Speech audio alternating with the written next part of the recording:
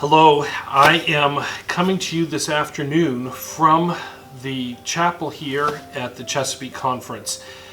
And we are surrounded by boxes of personal protection equipment and other supplies that are going out to all kinds of different organizations in this region in order to provide protection from COVID-19.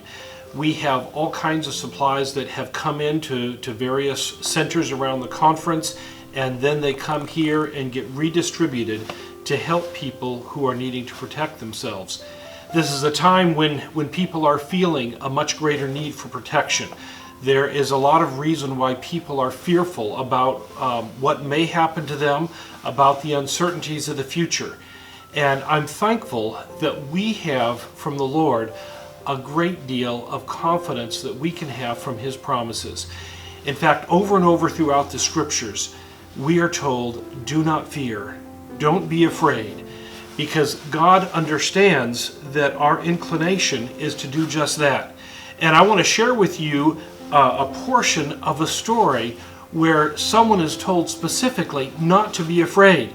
It comes in the context of 1 Kings chapter 17, where Elijah has been experiencing the famine, and finally he is instructed by God to go to the little village of Zarephath.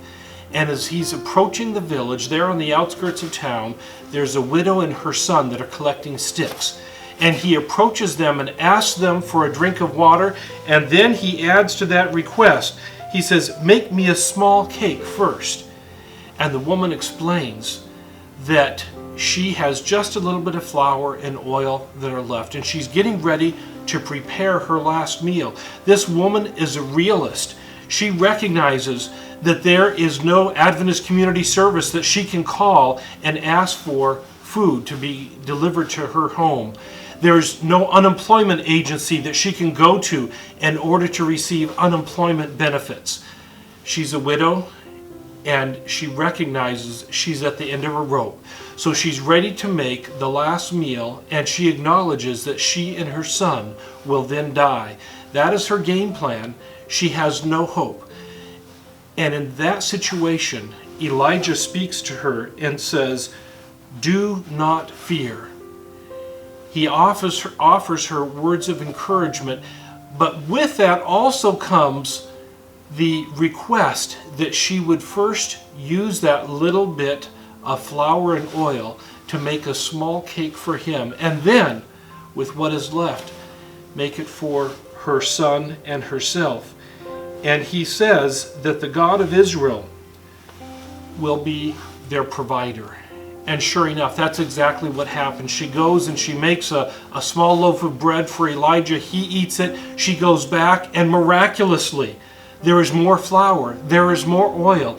And as long as that drought continued, her oil and her flour did not run out. She had no reason to fear, because God had a plan and a purpose for her and her son, and He would provide for her.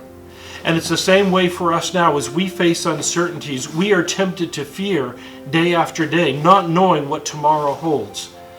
But just as Elijah brought the promise that God would be with them, we have that same assurance today. God will be with us.